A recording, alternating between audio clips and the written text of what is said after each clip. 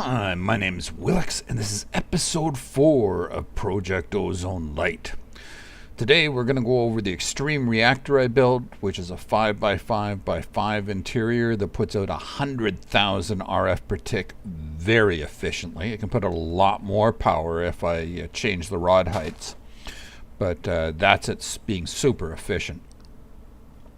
I am going to include a link to it in to the big reactor simulator. The numbers are going to be very different on the simulator, but it at least shows you the layout.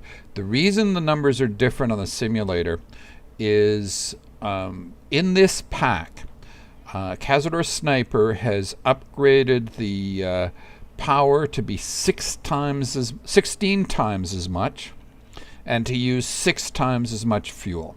So if you go back, Project Ozone 1, it did 120 times the power. And in Project Ozone 2, it did 12 times the power. In this pack, it's doing 16 times the power.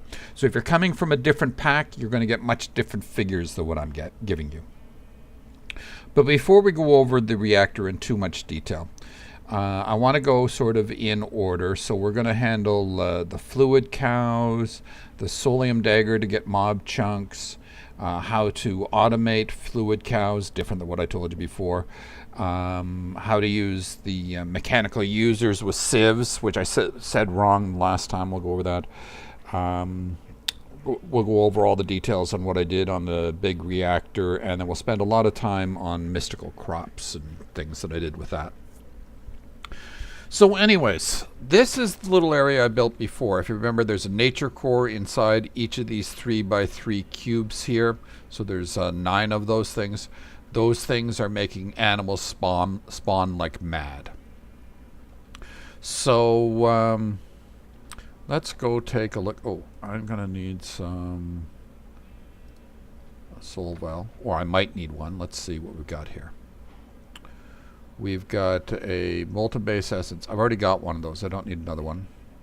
Molten glass. I'll take you with me, but I don't know that I'll ever need that one. So these are some of the cows that I'm not using right now. I've got over half a dozen that I'm milking, or auto milking.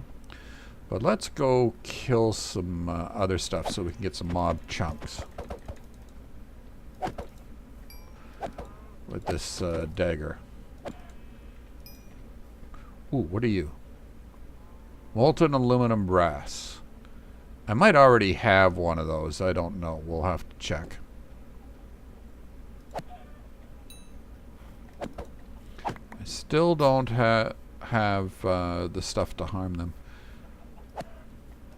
Well, actually, if I pushed one of these over there, I might have been able to hit it with the area effect, but oh well. And let's drop those. I thought I picked up 2 cows. Aluminum brass. Oh, the glass was already up there. Okay. I don't know if I already have an aluminum brass. Not that I really care about that one. Oh, who cares? That guy can stay there. We got a chicken nugget and a cow nugget out of that by using the Soulium dagger. So what's this thing all about? Well, the Soulium dagger, to make it, you need Soulium ingots. Soulium ingots are made by cooking Soulium dust. Soulium dust takes Prudentium, which is the second tier of these. That's made by second tier up.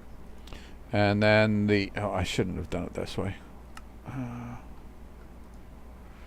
And soul dust. Soul dust is soul stone cooked, and you get 8 of them if you use soul sand and stone, not cobblestone stone. And then you also need a mystical tool rod, which is the stick, and prosperity shards. And that's how you get mob chunks. I'll show you what I did with the mob chunks in a second. Oh, I'm not bothering to kill the horse with that. It takes too long. Oh, and something else I placed down is some travel anchors.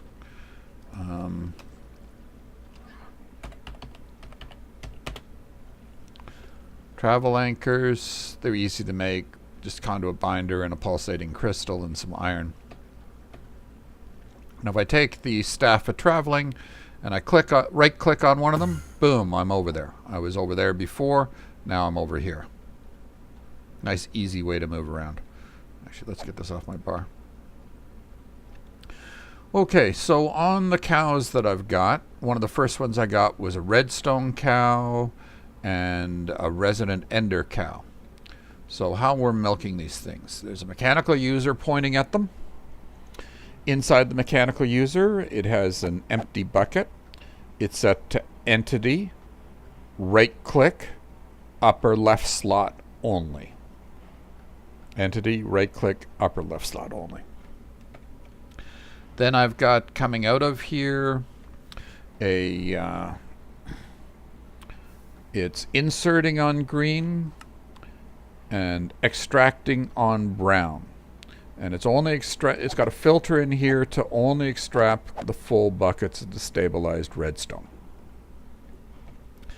Then into the tank here, if I shift left click the conduit, I can select which one I want. We want up. And then that's with the Yetta wrench from Ender.io. So it's inserting on brown. It was extracting before on brown.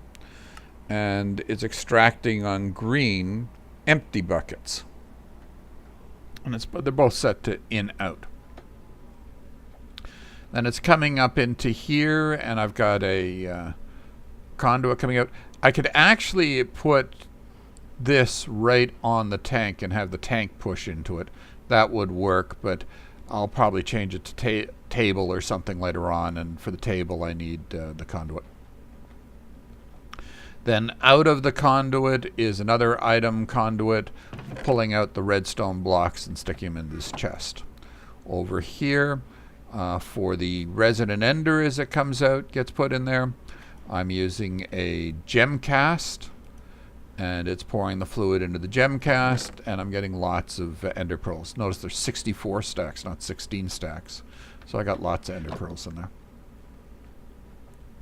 Coming over here, I got a few more cows, pulling the stuff out. We've got iridium blocks and base essence. Base essence is for the mystical agriculture. Iridium, there was a tank. I don't need this many of them. I got to pull that cow out of there, but I noticed that you can make a quantum tank. I don't know what it's for. I'll have to look that up sometime, but I decided to get some because it might hold a lot or something. Or it might be part of applied energistics, I'm not sure.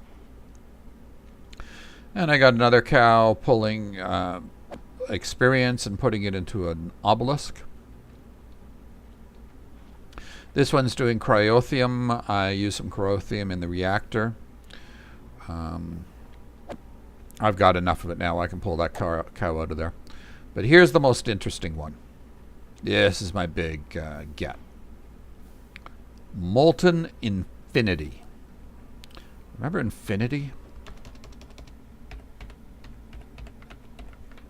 Whoops.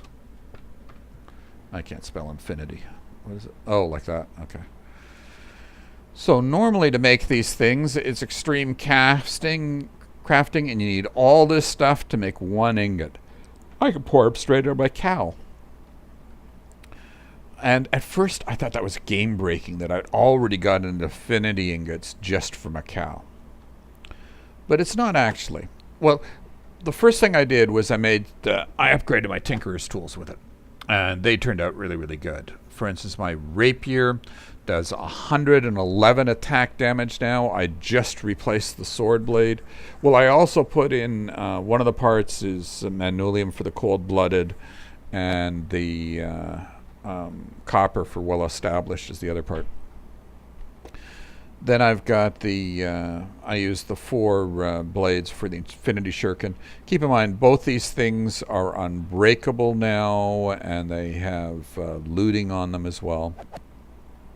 This thing does 94 attack damage, but the DPS is much higher because I can fire these things really, really fast. So that makes them for some great weapons.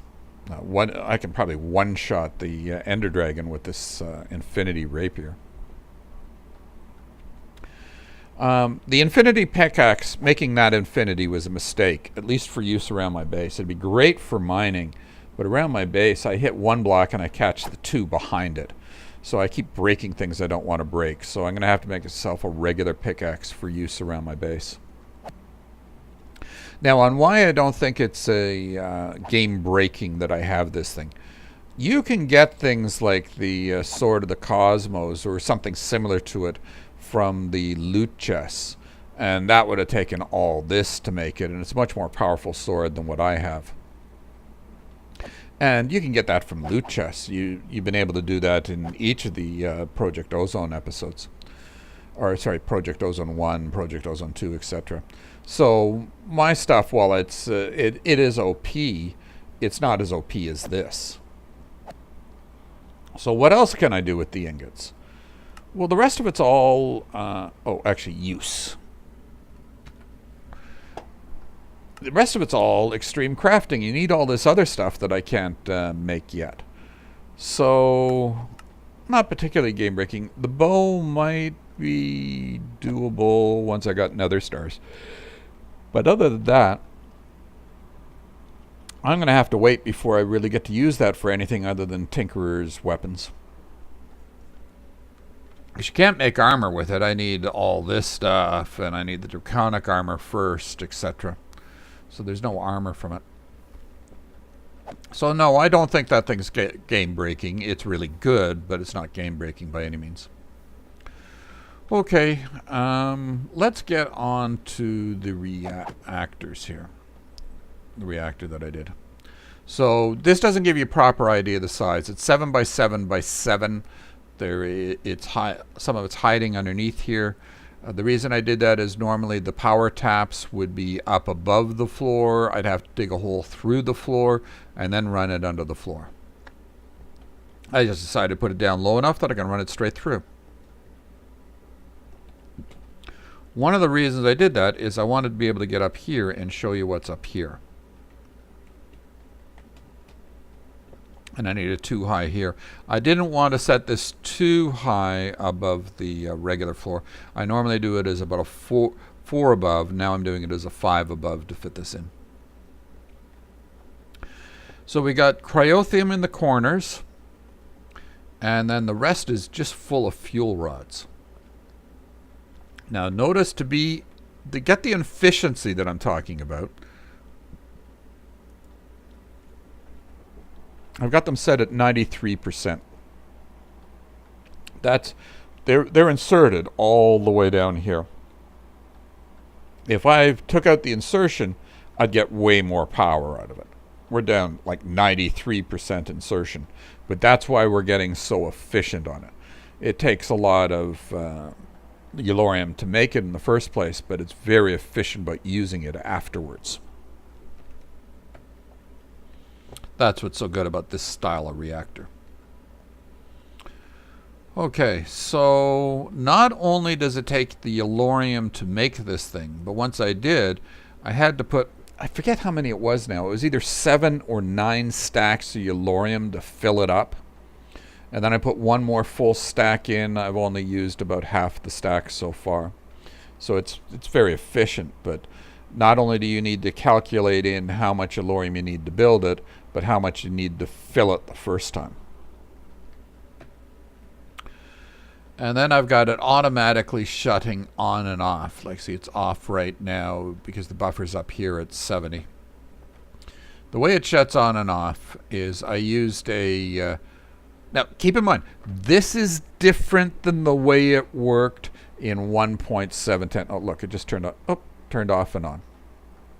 This is different than the way it works in the big reactors. Big reactors, you would set up the controls differently. On this one, I'm using a reactor redstone port. And it's active while below 70%. So in other words, once it goes below 70%, then it sends a signal from the battery, which is the storage over here. this here. See the battery? Once that goes below 70%. See, like it's gonna hit, it's hitting almost 100 because of the little bit that it was on for there. So that's why I got to set it for 70, because it continues to eat up a little bit after that. Okay, so, and then I'm running a redstone conduit between the two to send the signal. I don't know if there's a more efficient way to do this. This is my first experience with extreme reactors. This works. I just don't know if there was a simpler method than running a cable across like I did before. Keep in mind this is a redstone conduit and a redstone port, which is different than it would have been in big reactors. They would have used red net for that. And then there's another power tap there feeding my vibrant capacitor bank. But I didn't need to run it through vibrant capacitors and a power monitor and all the other stuff I did in the other packs. Now, the reason I wanted the power is I wanted to use these farming stations. The farming stations have the Infernium seed tier 5. What I didn't know last episode, or didn't know before this, is it spits out almost as many seeds as it does essence. So all you need to do is craft one of these seeds, plant it, and a few seconds later you got a second seed. Then plant that one, and a few seconds later you got 2 more. And plant those, a few seconds later you got 4 more, and you gain your seeds really, really rapidly. So I decided to go big. I'm using a paper Mattocks that I've made Unbreakable. It's got octadic capacitor in there, which makes it 15 by 15. In Project Ozone 2, I think it was 19 by 19, and this one it's a 15 by 15, which I think is the default size for the octadic. And notice the dirt in the center here is a different color. That's fertilized dirt. The rest is regular dirt. So let's go take a look at what I was doing there on the fertilized dirt. Fertilized dirt grows things faster and doesn't need water to do it. Now, to make fertilized dirt,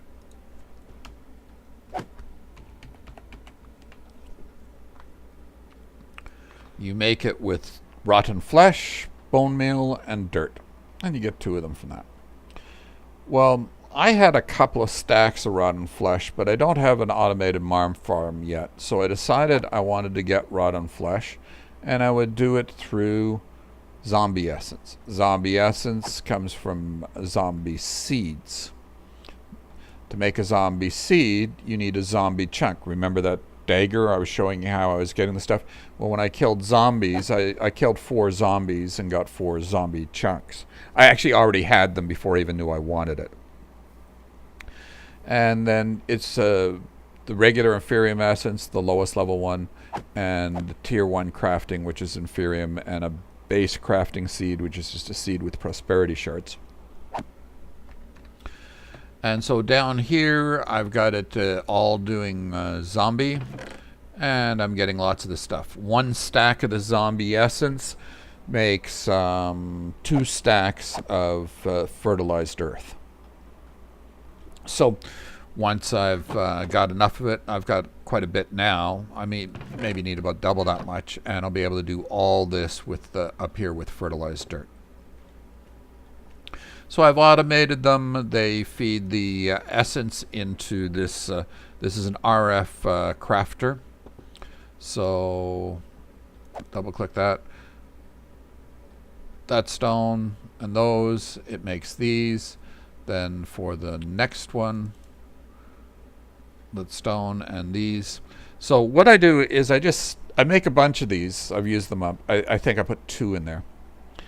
And if you put them here at the end, it'll use the damage one first, and then it goes to the next one and the next one and the next one. So I got to put a few more of these in there now. Originally I had it doing the Supreme as well, but I had a funny feeling I was going to need this essence, so it's not filling up too bad yet. So I decided to stop at this one. I'll probably take about 10 stacks at least of that one and stick it down in here for use before I go to the next level. What else did I want to go over here? Oh yeah, these things are working now. They're directly over the top, as Jared Rennie told me. Why I didn't try them this way, I don't know. I'm using a paper sieve in them again. Or sorry, not sieve, paper scythe. I had them down on the sides over there. You got to put them over. I even tried them over, and I don't know why I wasn't getting the right results, but he told me to try it again, and sure enough, it worked. So now they're doing their things. Oh, fertilized earth. I don't know exactly how much it speeds it up now. The last time I tested was back in like 1.64, and it was doing it at about 3 times the speed, as well as not needing to water it. So it's faster than the first level crystal, or the very few. Actually, here we can use this. Whoops. Stop that. Down here I have, I got 3 lily pads from a bag. To make lily pads would take a lot of stuff. And I just, whoops. Lily pads of fertility. I need the fertile essence. That would mean catalyzing glands, rib bones, and slime pearls. I would have to catch a slime, make a slime refurb spawner or something. There was a lot to it, and it just seemed much easier, at least for now, to go with the fertilized earth and big farms. Okay. Oh, one thing I need to build, which I'll build off camera, I'm going to build a seed reprocessor, because I'm going to be filling up with seeds up there, and that's going to clog things up. The seed reprocessor.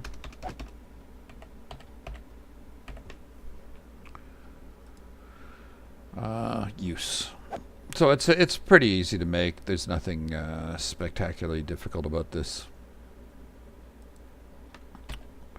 And what you do is you stick a seed in it and you get the essence. So I've got tier 5 seeds up there. They'll give me 5 essence each time. And if it's higher level, other types of seeds, like the zombie whatever seeds, it'll give me the zombie stuff. So you probably get nearly as much from the seeds as you do from the essences. Or you get more essences from the seeds, I guess. Okay. So I think that pretty much covers it for this episode. I hope you learned something new. Go out there and have some fun. Thanks.